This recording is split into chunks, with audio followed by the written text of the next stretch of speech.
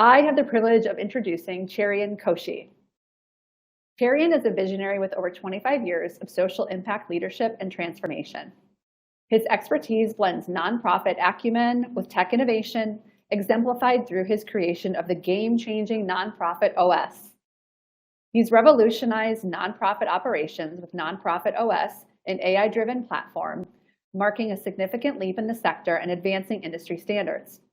As Vice President of Product Strategy at iWave, he continues to integrate cutting-edge technology with effective fundraising methods. As a CFRE, Chartered Advisor in Philanthropy, and Series 65 holder, he brings a unique combination of technology expertise, financial insight, and philanthropic strategy. As a speaker, he energizes and empowers audiences with actionable, data-driven strategies, translating complex concepts into accessible, impactful solutions for diverse groups interested in technology, strategy, and social impact. And today at Transform 24, he's bringing all that to his session, Fundraising Frontiers, Transformational Technology Trends. Cherian, take it away. Thanks so much, Emily, and thank you all for being here and hanging around. Kristen was so great. I hope you all agree with that. And who's excited about Floyd coming up next? I am thrilled. I can't wait. So I'm excited to hold this space and talk a little bit about technology trends. I know that many of you are curious about what's happening specifically in technology and fundraising and how this is going to impact your jobs and your work in 2024. So we're going to dive into a lot of that content. I'm not going to spend very much time at all talking about who I am, but I do want to provide the context that I've spent 25 years working in nonprofits. And as Emily mentioned, I also have this unique vantage point of working for a technology company and having built some software, but also having a bit of financial analysis background as well. So I'm going to try and bring all of this together and talk about the trends that are happening that will impact us, but also how is this actionable? What do I do with this information? And the reason is because when it comes to trends, I don't want you to think of this as a prediction. I don't consider myself a futurist, but someone once said that you can be a futurist if you predict what will happen, but not when, or when it will happen, but not what. And I'm not here to predict anything. What I'm going to try to do is give you specific data that has a trend line to it. This is growing, this is declining. And I'm going to share with you the original data so you can follow the information. I don't want you to ever think of me as some talking head who just has some random opinions. And this is what I see or I am inclined to believe because of my own bias in my experience around what that trend should be. But I want you to be able to follow the data and say, I buy that argument, I don't buy that argument, I can see where this would apply. And there's some controversial things that I'm going to share. I said to Tammy earlier, there's at least one big controversial thing. But when we think about trends, it might be that you think of this as fads, things that come into play and things that leave, like bell-bottom jeans, or maybe Tammy would wear a hypercolor t-shirt. At least that's what AI thinks.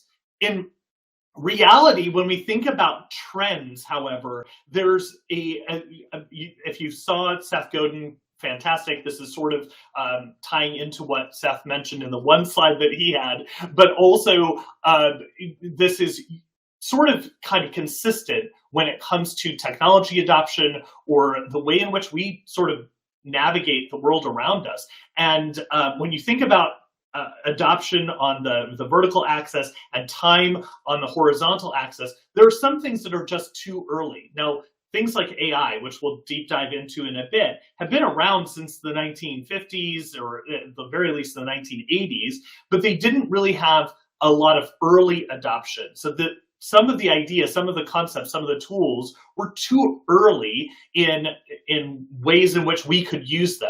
And at a certain point, there are things that just don't make sense, that just don't really get widespread adoption. So at least for me, no harm, no foul if you disagree with me. One of those examples is NFTs, or non-fungible tokens. There was a lot of buzz around it, but it felt more like bell bottoms than anything else. And if you disagree, that's totally fine. There's a pivot point, an inflection that occurs with some of these technologies where it could become the new big thing. And then it sort of becomes mainstream. And if you are adopting that, as Seth mentioned in that slide, there are some people who still have 12 blinking on their VCR. There are some folks for whom, the content is the tool is too late, and there isn't really a way to adopt that. So what I'm going to really talk about is where we are with some pivot points and how this changes how we'll look at what will happen in 2024 and beyond. Those are kind of the focus areas. And though it tends to happen when we talk about the sector, or I guess generally in trends, is that we focus on the things that are moving up and to the right. But I want to start with the things that maybe are headed downward or impacting us in what I would say, this is my financial piece coming in, a bearish trend. So in a bear market, which we potentially have been in for a while, things have not been doing so well, and they're in decline. So what are 3 examples of that? I would say one is in decline in giving metrics. The second is in difficulty in staffing. The third, which is the controversial one, I put that in the middle on purpose, so you have to stick around and pay attention, the decline in social media. Then some bullish ones, increasing personalization, increasing data, and increasing change management needs. And I want to, as I said before, I want to make this super actionable for you and help you to use this really today as you get back, if you're going to go back to work today, or if you're working right now, if you're multitasking like Eric Tamales probably is. You can do some of these things immediately. But let's take a look at the first trend, and that's a decline in giving metrics. And I have metrics underlined and bolded here because I want to be clear that I personally don't think that we are becoming less generous as people. I think what we're measuring indicates a change in how people are giving. And in some circles, in some of the literature, you'll hear about this as the disintermediation of giving, that people are giving less to organizations that are structured through CRMs, and they're giving more directly to beneficiaries or to people who are being served. So one counter example of the trend that we're seeing is how much people are giving and how quickly they're giving on platforms that serve people directly, like GoFundMe. But what does the data indicate about kind of where we are? And if this is review, my apologies, but for many of you, I don't know that this is review, as I've been already at conferences this year, noticing how many people don't necessarily measure this data internally or are aware of this data externally. So if that's you, this is for you. The links are typically at the bottom of the page, so you can follow this and you can get access to the slide deck as well. So what do we know as of the third quarter of 2023?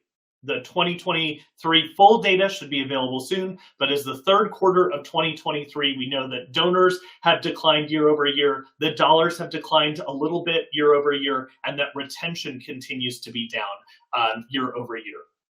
Tammy has mentioned this several times when she's been on, that we do consistently have this retention problem, and our share of overall giving continues to hover at this about 2% of GDP.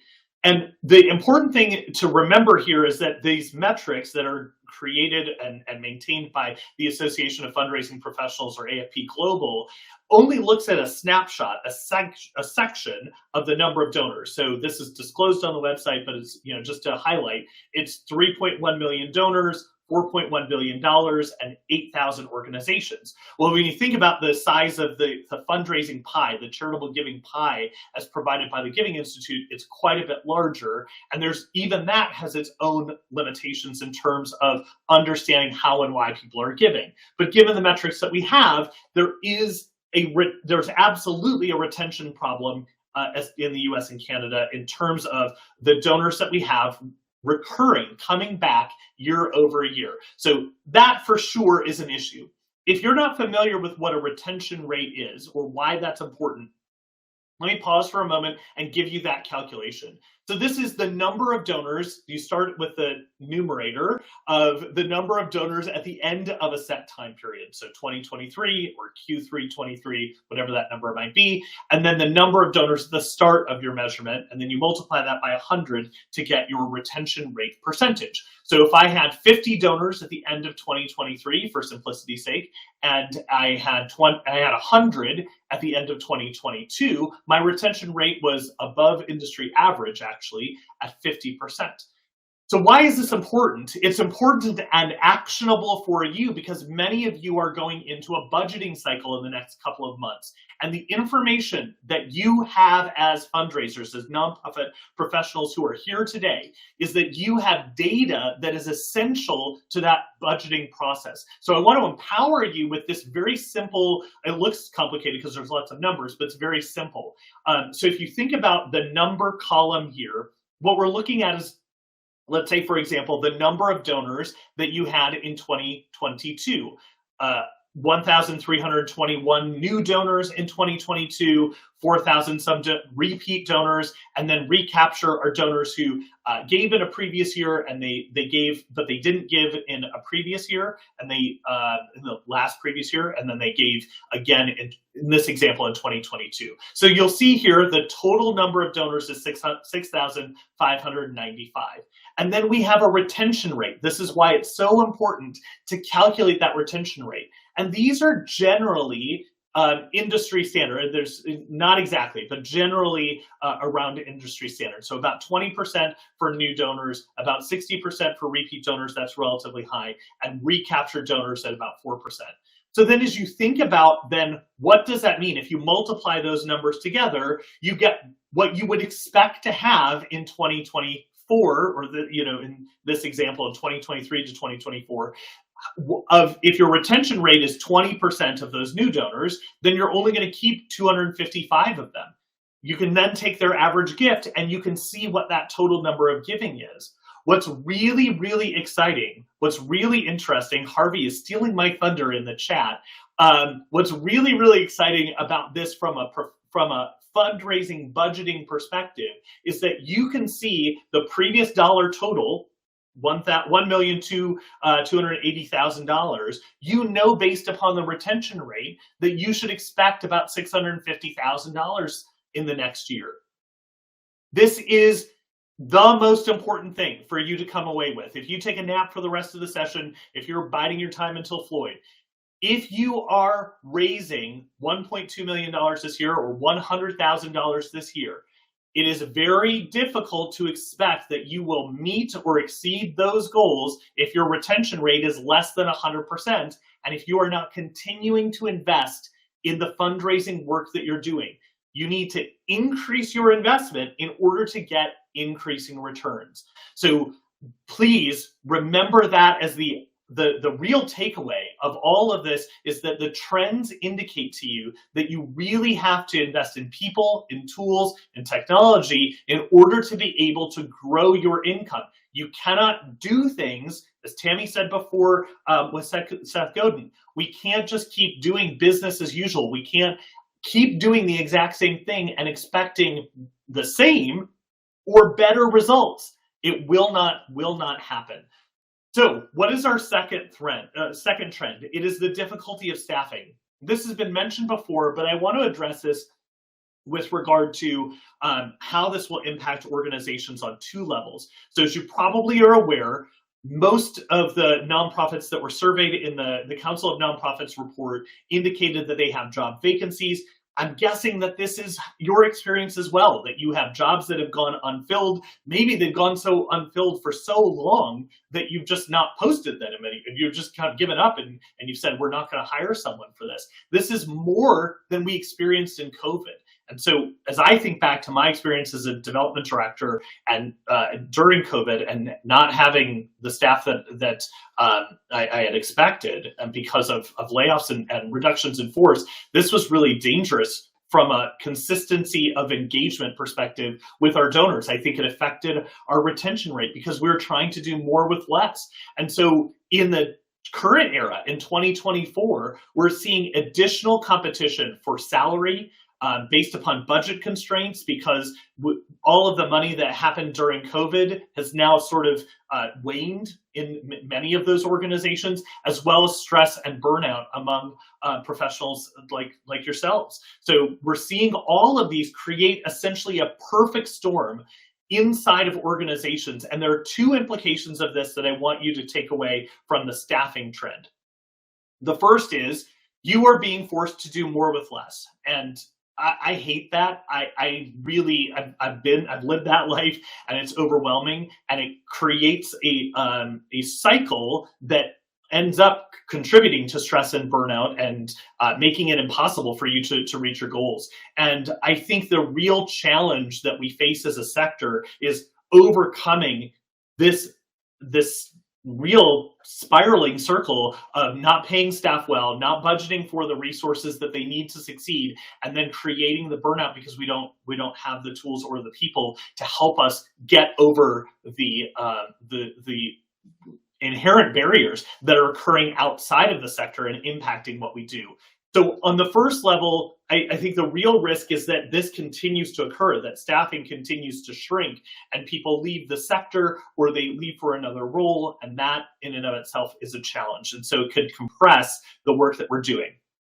The second element is that technology can play a role in either assisting existing staff to do what they need to do, or it can actually help with the staffing component. So there are some really exciting new tools out there to help filter through all of the respondents that you get to a job posting and help with onboarding, even with culture. And so I would certainly, I'm not recommending any particular tools here, that's not my role, but I think it's really important as you think about the process of getting staff, how do we get an understanding of who would be best for this role, maybe even thinking outside the box in terms of, I'm not a huge fan of degree requirements, particularly in the nonprofit space. I don't think those are really necessary, but we do need to make sure that there's training and that there is information that people have about what works in our sector and even in our subsectors, right? Arts and culture fundraising is very different from fundraising for like sex trafficking or hunger and homelessness, and I know many of you are in that space as well. So those are very different types of fundraising, and we need to make sure that our teams have that ability. So I'm really grateful for platforms like this that Tammy's put together with Transform 24 that's completely free. These are some tools that you want, they're not necessarily artificial intelligence or anything like this, but this is a technology tool, and tools like this enable onboarding and continued professional development. So I want to stress that because I think it's personally important. I am a huge proponent of professional development. I sit on the AFP Global Board as the Vice Chair of Professional Development, and I know that we all work in this ecosystem to ensure that everybody has the training that they need and want to engage in. But there's also a ton of lived experience that is really important to the staffing component that we'll actually delve into a bit more in a moment. The third trend, which is which Harvey has mentioned already, really appreciate Harvey's sponsorship of Transform 2024, but he's forecasted a little bit of the decline of social media. So the data that he put in the chat is actually data that I'm going to pull in as well. So 3-some billion, so this is 3,000 million, which is 3 billion users of Facebook, and you can kind of see how this plays out in terms of where people are going in terms of social media. But here's the data that I think Harvey put in the chat. As you look at overview of social media use as of October of 2023, the number of social media user identities, quarter-and-quarter changes. Here's the thing that I want to focus on, which is the controversial thing that I'm saying. If you look at the average time spent using social media, it's declining year over year. And the average number of social platforms is also slightly declining year over year. Facebook has missed some marks in terms of average monthly users. Anyone who knows anything about Twitter/X knows what a dumpster fire that sort of is. I personally sort of abandoned that unless someone tags me in a post on Twitter, X, whatever it is. Even Instagram is starting to struggle, and I think individually, feel free to change my mind on this. But if I log into Facebook, which I really just use to see if there's some controversy blowing up somewhere, or to see a friend's picture, it's all ads now. It's a ton of ads to me, and that may just be because I haven't really interacted with it in a bit. But there's really clear data around this, and part of this is that everyone and their grandmother and their pet canary that's talking about mindfulness, about well-being, is saying stay away from social media because it's really not good for you. If you've seen The Social Dilemma on Netflix, I tell my kids, like, don't go anywhere near, they're not allowed to have social media, but I'm like, don't, even when you're allowed to do it, you need to be really judicious about that. And I feel like this is the drumbeat that we continue to hear from really wise counsel on mental health. So if you want to see pictures of people's kids and their meals or something like that, fine, but be very judicious about that. And I hope that's a digest that you are being mindful of as well in terms of your social media consumption. But that's true of our donors, our stakeholders, our volunteers. Everybody in our community is sort of being guided to spend less time and be very careful of the algorithms, of the AI and the machine learning in social media. So Gartner predicts that 50% of customers will significantly limit their interactions with social media by 2025. And I love this quote by Emily Weiss, the principal researcher at Gartner, that says that it's the top investment channel for digital marketing, which I think is fascinating, but consumers are actively trying to limit their use. So you can, again, follow that research. But the last line that Emily Weiss says here is that chief marketing officers, but I think this is true for all of us, need to refocus their customer acquisition, think donor acquisition or donor engagement, and loyalty retention strategies, what we just talked about with retention, in response to how people are changing their use of social media. So that's going to look very different for each one of your organizations. It may mean that you need to use technology to transform the content into something else. It may mean that you're using more of an omni-channel approach, meaning you're using multiple social media platforms, maybe other digital channels like ads on platforms, social search engines, or on email. It may mean that you embrace digital or direct mail, actually, an offline channel as well, or other offline channels besides direct mail. That's going to be very different for each one of your organizations. But really what I want you to come away from this thinking is, should I do more work on rented land? The analogy that my coach gives me all the time is the idea of no one ever takes a rental car through the car wash or through the oil change. And so even if you are building and you've got a great social media presence and you've got tens of thousands of followers on social media, how are you connecting with those donors in another way so that if there is decline in usage, which I think there will be, that you still have a way to stay connected to those individuals? So a fascinating article in the Atlantic called "The Age of Social Media is Ending." I don't know if that's really true. It's not going to happen in 24 or 25. We're not going to see all of these platforms shut down. That's not the takeaway here. I'm not a predictor of when that will happen or if it will happen at all. But if this is these are the conversations that people are having, that's really something to keep in mind. So Debbie, really fascinating that you have a friend. We should talk separately, because the friend of mine who is the AI avatar, Vincent Kartheiser, he and I went to high school together. We sat next to each other and cheated off each other in French class. So the articles around this are really, really clear. And even if you don't buy my argument that social media is declining, what is absolutely true is that organic reach on social media is absolutely unequivocally declining. Meaning, if you are posting on these platforms and you are hoping that of your 1,000 followers, all 1,000 will see that content, you are absolutely unequivocally wrong. That is not going to happen. 1,000 people will not see your post if you have 1,000 followers. And that may be news to you, but I want you to be really, really clear that when executive directors, CEOs, board members, someone says social media is free, just post it on social media, your organic reach is very, very minimal. Whether you choose to engage in TikTok or something else, that's a different story.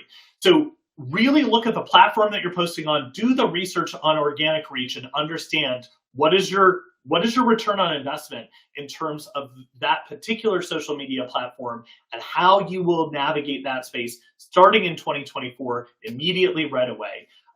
Paula, absolutely. Actively undermined by the platform is certainly correct. Also remember that these are advertising hubs, right? The way that Facebook, Instagram, all of these platforms, the way that they stay in business is because someone buys ads, which is why, coming back to what someone mentioned before, that it's definitely filled with ads now because those people are paying to get reach, to get your eyeballs. And we're going to get to the data component in a second. But there's a question Paula asked about, is this also true of LinkedIn? I think personally, it's less true of LinkedIn. I somehow got to be a LinkedIn top voice. So earlier today, I was on a top voice webinar, and they said the algorithm doesn't change for top voices, and it really does try to encourage people to do some kind of ad spend on LinkedIn, but the amount of ad spend is different by platform, the different ways in which the algorithm works. I personally, just N=1, small data set, I don't see as many ads on LinkedIn as I see on Facebook, but that could be just because I'm super engaged, super is a weird word, more engaged on LinkedIn than anywhere else. So it is, to be clear though, Paula, it's an ad platform, so they want you to spend money, and they're going to, as Paula mentions in the chat, it's going to be undermined or changed by the platform to try and get you to spend money with them. So if you want eyeballs on your content, you're going to have to spend money. So trend number 4 is increasing personalization. And this is probably something that you're like, duh, Jerian, come on, what are we talking about here?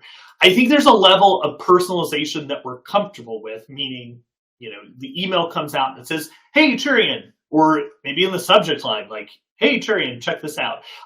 That's a level of personalization that we're ready for. We've got some tools and technology to help us with that sort of automation. What I would say, you know, it's basically that variable data type of personalization.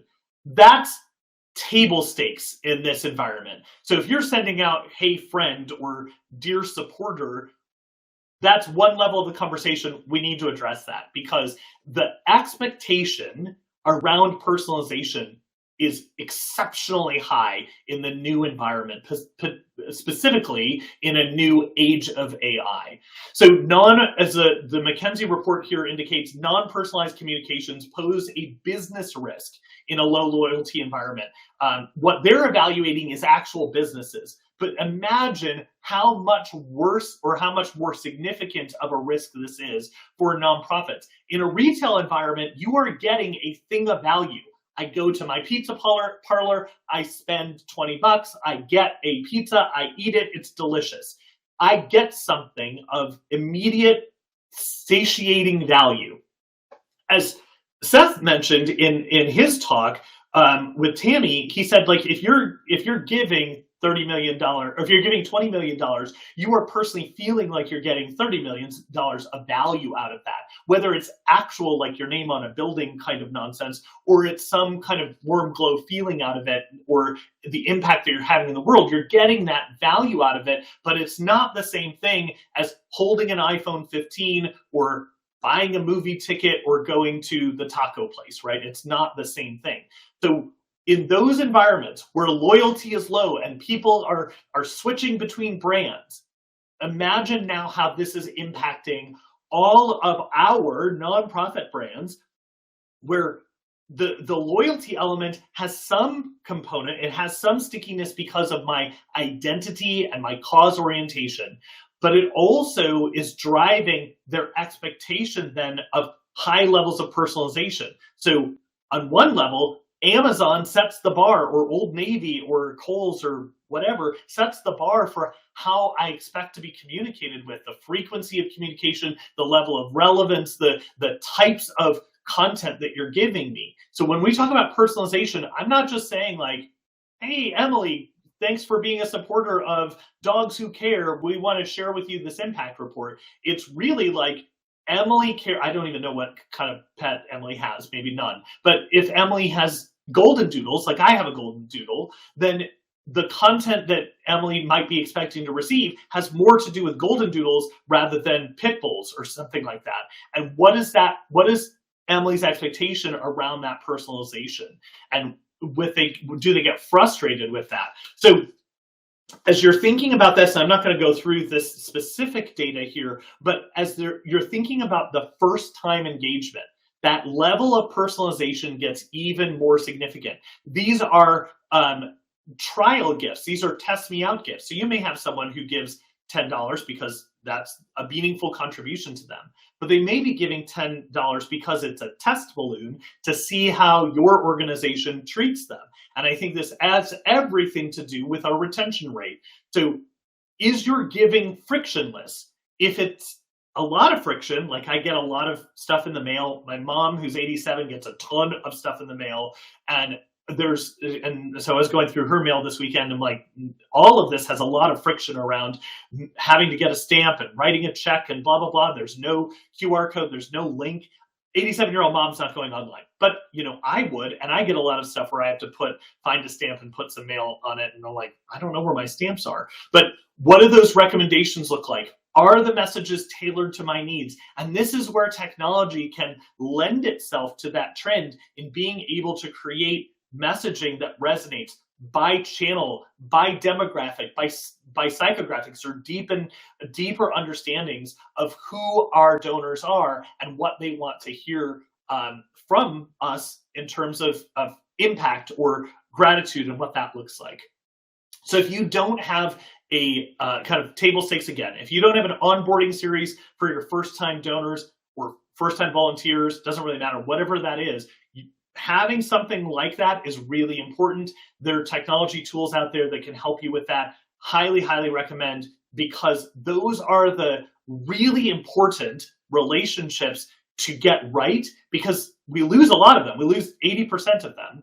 And oddly enough, kind of coming back to that staffing perspective, Jim Langley posts about this as well. But the weird thing is we put people who don't have as much experience in our organization or in real relationship building because they're just new to the organization or new to fundraising on the donors who are the most vulnerable, meaning the donors who are most likely to not retain in a following year. So you have, I think it's flipped, honestly. I think the problem is we need to put our most experienced fundraisers with our newest donors to ensure that we make sure that those people stay with our organization and understand the impact that they're having.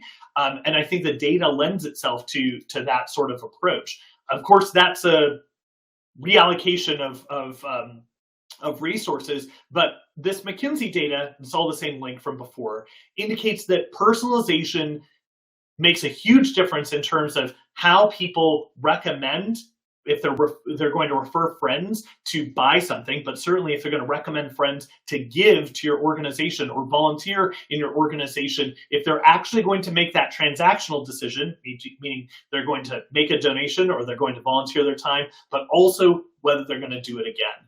And our key question that we've got to figure out is, how do we get someone to do the thing first? And then how do we get them to do that thing again?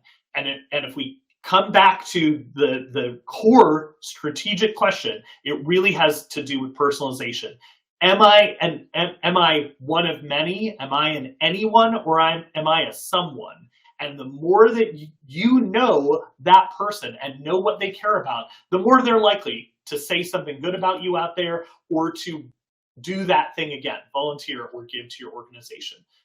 So I want to caveat this discussion about major gifts because I know how important this is, and I continue to talk about the overall sustainability of fundraising systems, requiring us to understand how get-to-know-you donors, those donors who give sporadically or in smaller amounts, can be the funnel or the potential for those major donors. I'm worried about organizations who just go whale hunting, who just say we need 10 donors at $1 million a piece and we're going to be done. However, that should be part of an overall sustainable system, and I know that that part of that system is really important. So as we think about how do we create those compelling narratives to move someone from a $100 gift to a $1,000 gift, maybe that's a major gift for you, or a $10,000 or $100,000 or $1 million gift, there's 1,300 of you here, so everybody's organization is very different. I think technology enables us to really develop that fundraising intelligence, and I want to share with you a specific story of how that can occur, even though AI in this space is relatively new. So artificial intelligence allows us to analyze a whole bunch of data. This is a theme that we'll repeat as we go through this piece. It enables us to really listen and understand who our donors are, what those pieces might look like, and then to be able to nail that personalization. So we're getting much better at the personalization piece in a much shorter time frame than taking months and years to get through that process, ultimately to be able to align a donor proposal. By the way, this works at the get to know you level, at the $10 level. It's just, we're potentially more focused on major gifts in this scenario. And then how does that get us to success in terms of funding? So right now, there are lots of ways to segment and prioritize your information around the number of donors that you have and how to look at them in different ways. Most of that tends to be demographic and psychographic. What I mean by that is they're 65 and they like animals. That's an example of demographic and psychographic data. I think that's unreliable in most circumstances. What I mean by that is that not all 65-year-olds and certainly not all 45-year-olds, all Gen Xers, think the same way. They don't act the same way. They don't care about the same things. So we need to go a level deeper, and the level deeper, there are two levels deeper that we can kind of go beyond. This is a whole different talk, but in short form, the two levels are sort of the things that the donor knows, and they can raise their hand and say, this is donor provided data, meaning Emily could say, I really like golden doodles, I'm a Cheerian, I like those types of dogs, and I'm not a huge fan of boxers or pit bulls or whatever. That's donor provided data. If you're not obtaining donor provided data, either through one-on-one or one-to-many, I would encourage you to do that. The other piece is the things that donors are not necessarily aware of, but impact their decisions. And I can't go into the whole long conversation about behavioral science and neuromarketing. I think I did that for a podcast with Tammy at one point, but there's a ton of great information about that. And it helps you sort of craft the pieces, put all of those pieces together to come up with the right idea. And what I've been advocating for quite some time is this idea of taking those pieces and then really understanding what are the specific messages that drive donor decision-making or volunteer decision-making. So the example of that is St. Jude's Research Hospital. They did a preference analysis with message testing to see how different stories would drive giving. And in their scenario, I wasn't on this this team. It was part of a larger group with Dr. Howard Moskowitz that used these tools to analyze the types of stories, the types of approaches.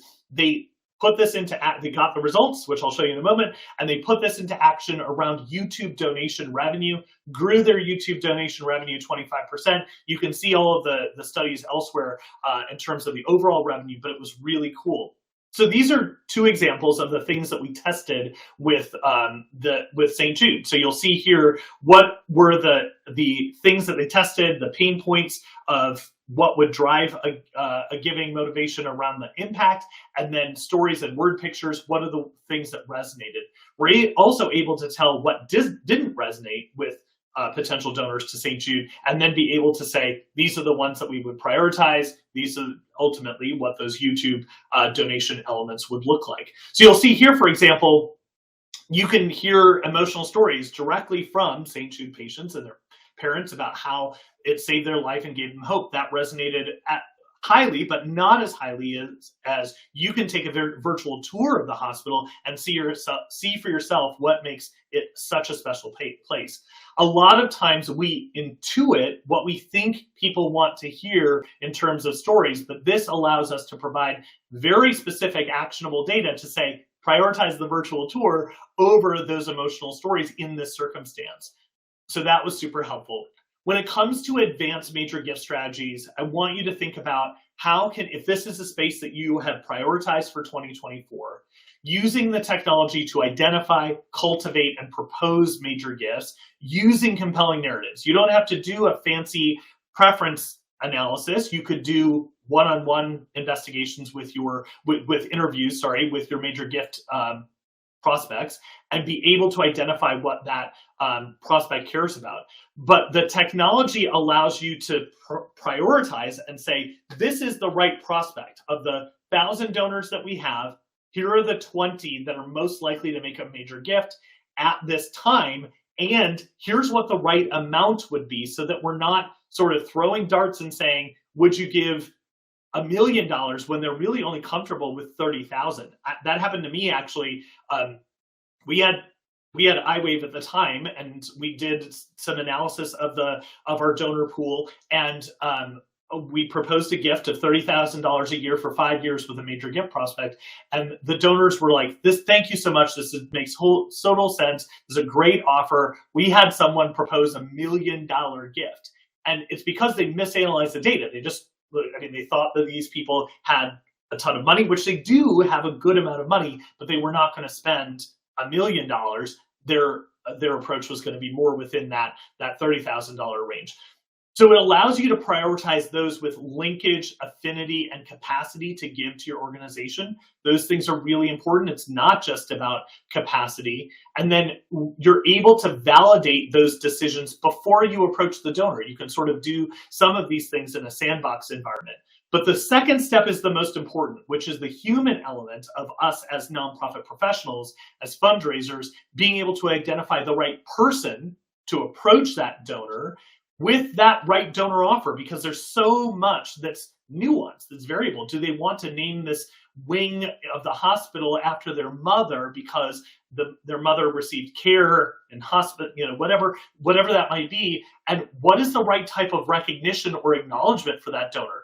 There's no data out there really that's going to say this person really prefers to be anonymous and not be involved in recognition or acknowledgement. There's other folks who want their name on the building or want to be, somehow celebrated in some other way.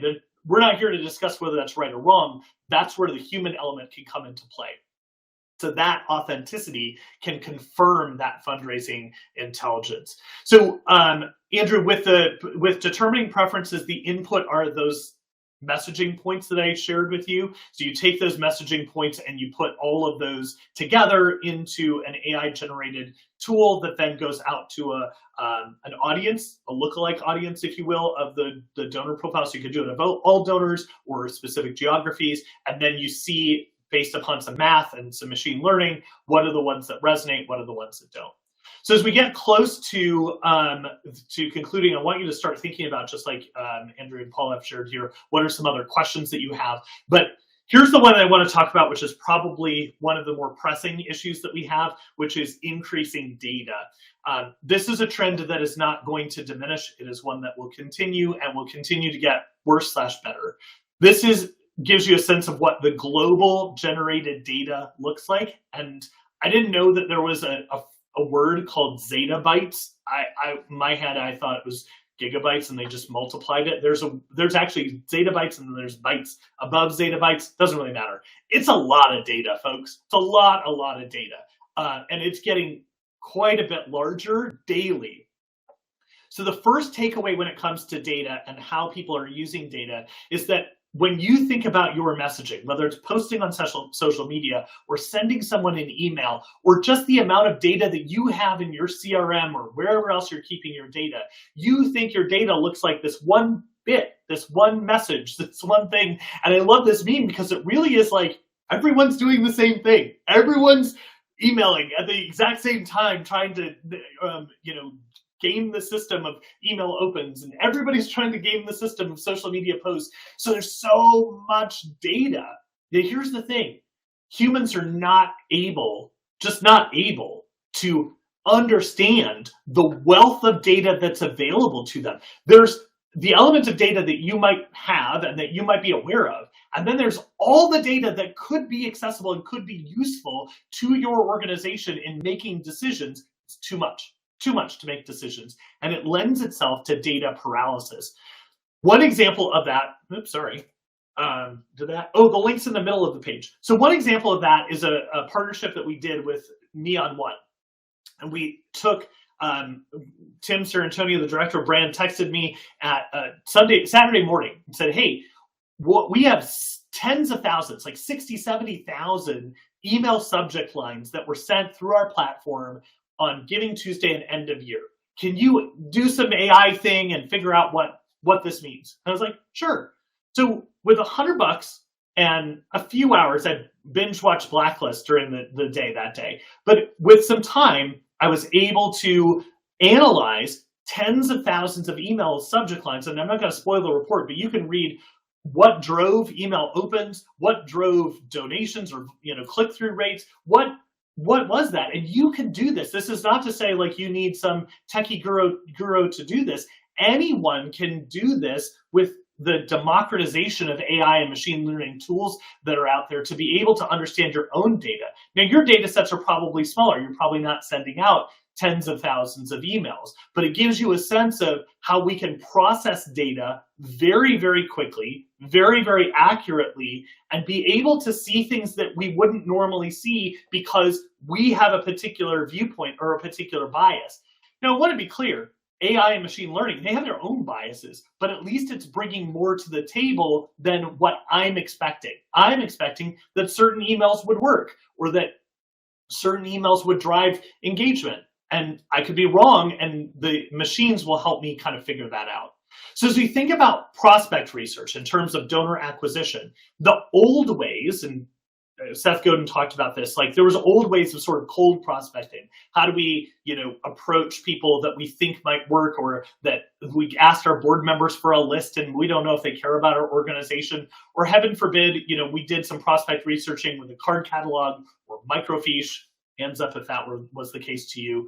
We could do some lookalike prospecting that kind of gives us an idea of these are the people that have given to our organization, who are people like them in our community. I think there are real concerns around that we won't get into now. But the cool thing that we have access to now is what's called donor intent. We have the ability of seeing, like, are these people philanthropic? I had a friend of mine who reached out and said, hey, can you do a quick iWave search of this donor and see kind of what their giving looks like? And I said, listen, they've got money, but they've never given to anything in their entire lives. Like, these would not be people that I would prioritize. And it helped him tremendously to say, I'm not going to even really focus on a one-to-one meeting with that person, because moving from 0 to 1 with them, like I've never given a philanthropic gift before, to making a $10 gift is really a lot. That's a big gap versus taking someone who's made a $100 gift and seeing if they would engage at a $200 or $1,000 level. So think about that holistic system. It's not just about capacity. It's really about understanding, are they giving people? Are they generous people? And do they really care about the organization type that you're focused on? If you're an arts and culture organization, have they given to arts and culture before? If you are working in sex trafficking, have they given to that general space before? Is this something that they might be inclined to give to? That's not to say that they couldn't move from arts and culture to human services. There's plenty of other, plenty of cross trafficking in that regard, but it gives you more information that's actionable, right? That you can use to make a decision in that regard. So when you think about then predicting what someone will do next, we've gotten people in the door. We've often looked back at what do we already know, and maybe we kind of say, there's a post-mortem. These are some reasons that maybe this worked, this didn't work, this messaging worked, this email strategy worked, or whatnot. What AI and machine learning allows us to do now is really to find the trends, some of the trends I talked about, maybe plenty others that I didn't talk about, to identify what is a future behavior. A really good example of that, let me skip forward here. A really good example of that in terms of fundraising is, what is the next engagement step for this particular person? It might be that they're a volunteer and we need to ask them to make a gift. It might be they're a first-time donor and we want to deepen their engagement with a volunteer opportunity. So it's not just a virtual tour that they're passive engagement with, they're actually participating in some way, which, let me tell you, very likely to convert, right? Very likely to engage them further. It may be that it helps us identify a next ask amount. Maybe they're a try me out donor where they've given $10, $20, $100, but they have the ability to do $2,500 or $5,000. Predictive modeling tells us that information, says we might want to inspire them in individual conversations or through a series of messages to inspire them to give more in a way that would make them excited about giving $1,000 or $2,000. Maybe the reason they've only given $100 every year at the end of the year is because that's what we've asked them to do. We've only ever asked them to give $100. We have coached and acculturated and trained our donors to do certain things. And the modeling allows us to say, here's the way to, as Tammy mentioned so brilliantly earlier today, here's the way for us to break out of that rut, to say, we can think differently about how we approach that. The other one that I think is really valuable is to identify the planned giving opportunities. So maybe you have someone who's given $100 for the last 7 to 10 years. Let me tell you from the data, that's a really good planned giving prospect. But as you run your own data through these tools that'll give you a planned giving score, it will enable you to say, okay, of my 1,000 donors, there's 20 that are really likely, based upon a bunch of different factors, to make a planned gift. I'm going to be very intentional about marketing to them passively, right? It could be passively at first or more proactively on one-on-ones to say, hey, I'm gonna share with you some information about bequests or about shareable gift annuities, and invite you to have a conversation with a person. So one of the things I'm super proud of with Nonprofit Operating System is that we purpose-built it so that if you're doing a planned giving campaign, it's always asking you to meet with a fundraiser. It's saying, we'd like to talk with you more one-on-one to discuss planned giving opportunities with our organization. It's not saying, write us in your bequest and being done with it. It's trying to go that extra step. So the last thing, and then there's a bunch of questions here that I'll get to in the chat, but I want to make sure I finish this last thing, because every time I talk about AI and machine learning, sometimes people's eyes glaze over and they're like, I don't know what this is. I don't want to deal with this. And frankly, my boss, my executive director, my board members don't get this, and they don't know how to involve themselves in this. Here's what I would say. I talked about the trend line at the very beginning and how some things, at least to me personally, kind of went in the wrong horse direction. Something like NFTs for me was an example of that. I think the difference between those examples and artificial intelligence and machine learning is that this is the reality that all of us face, all of us personally, every single one of our stakeholders, the people you serve, the people who volunteer in your organizations, the people who donate to your organizations. Every one of us is impacted by artificial intelligence and machine learning every single day. You are on a platform right now that has algorithms that are running in the background. You found out about this because of some algorithm that made this information available to you on social media or digital. It impacted your life. It changed why you were here. And it's going to continue to make a difference in terms of how you interact with it. Do you have to purchase and use an AI tool? Absolutely not. You do not need to buy something or adopt something today, tomorrow, next week, next year. Are there opportunities for you to wisely experiment with them? Yes, I do think so. As I said before, my coach tells me never to be a should head and tell people what they should do. And I want to be clear that I'm not trying to say you should adopt AI in your organization tomorrow. That's not necessarily the case. Or even that you should adopt AI widespread across your organization.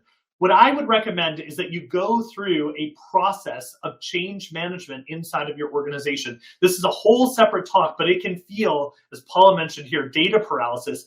It's data and technology paralysis, right? There's 1,000 new tools that show up every day in my inbox. I have a whole blog post on my website about different tools that I've tried and used and whatnot, and it can seem very overwhelming to kind of navigate all of those spaces. The importance of change management really drives down into the people inside and outside your organization, trusting the tools and technology that might get adopted. So let's be clear, let's be honest here. Some people are really nervous, maybe it's you, inside of your organization, about whether their jobs will be lost because of the adoption of AI and machine learning. We have to consider the trust stack inside of our organizations before we ever worry about the tech stack inside of our organizations. And so that same component of trust is really essential in your change management process for then our donors, our community, our volunteers, the people that we serve. So think very mindfully about how does this engender, how does it create trust, or how can it retract trust inside of our organizations? How can it cause, right now the Edelman Trust Barometer has nonprofits at an all-time low. We need to be mindful of how we can contribute to that. If change management is your jam, if that's a thing that you need to address inside your organization, there's a couple of books from John Kotter, and here's a slide around creating sustainable change. It's an 8-step method that I've taught with a lot of boards and a lot of organizations, but the idea is to start small. Create some urgency. There's really clear urgency around AI and machine learning, but create those small actions to help you move into a sustainable adoption of technology. So there's a lot more here to unpack, but here's the thing that I want you to take away for executive directors or CEOs or board members. There's a lot that AI offers in terms of crafting that first step around urgency and the willingness to even consider. Enhanced data analysis and insights. There's lots of tools we'd love for you to consider using iWave to get that analysis and insights. There's an offer that we'll share with you in a moment around that. But being able to be more efficient around fundraising, instead of like this spray and pray approach to saying the same thing to everyone, being very segmented and unique about what we're going to do, being able to predict potential changes and opportunities, to know before, to see around corners. This is really what hopefully leadership is looking at. Ethical and responsible adoption of AI. If we're thoughtful of that process, we don't need to jump into something without being mindful of it. Let's think about how we can ethically and responsibly adopt that. And then how can that affect other parts of our organization? So smarter program management, making sure our resources are allocated well so that we're not wasting a bunch of time on the things that don't necessarily matter, and we're focusing human attention on the things that only humans are taken up a bunch of time. I do want you to feel free to connect with me on LinkedIn if your question's not appropriate for the big group, or if you just want to hang out and talk. That's true. There's a QR code for that, and we'll put a link to the offer as well in the chat as well. But yes, don't should on people, right, Emily? We don't want to. Well, it was your, about the should head. That's a great point. And by the way, thank you for all of the content that you've given. And I know you're looking at chat while we go along here. I've been keeping my eye on the Q&A. Maybe since we have just a little bit of time, I will directly ask you one of the questions that we had. I believe Patricia asked this one, and it was, how do you use AI to analyze your data and keep it confidential, or does that happen within a third-party platform? Yeah, you shouldn't be including personal identifiable information in tools like ChatGPT. I think, not to go on a tangent, but a lot of people think of AI as ChatGPT. There's a lot of other tools out there where your information's not being pushed out to something else that could be adopted.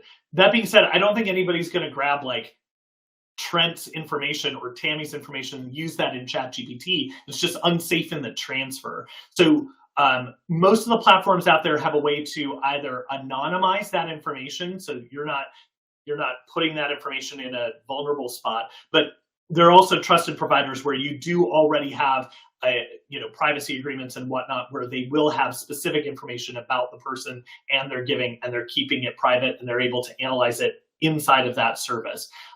So that should be kind of the best practice, is using trusted tools to be able to use and keep that information confidential.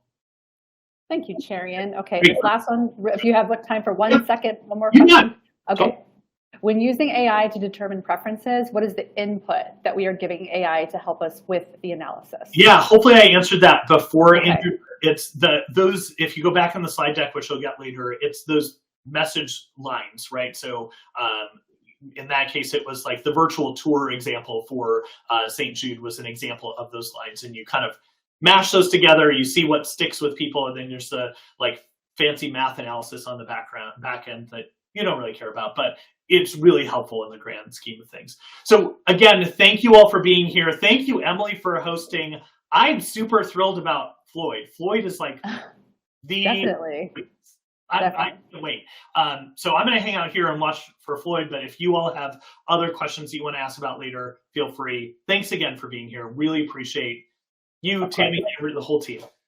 Of course, Cherry, and everyone is grateful for you. Thank you for the great info, great session. Thanks for the great presentation. All the love to you, Cherry. And so before I let everyone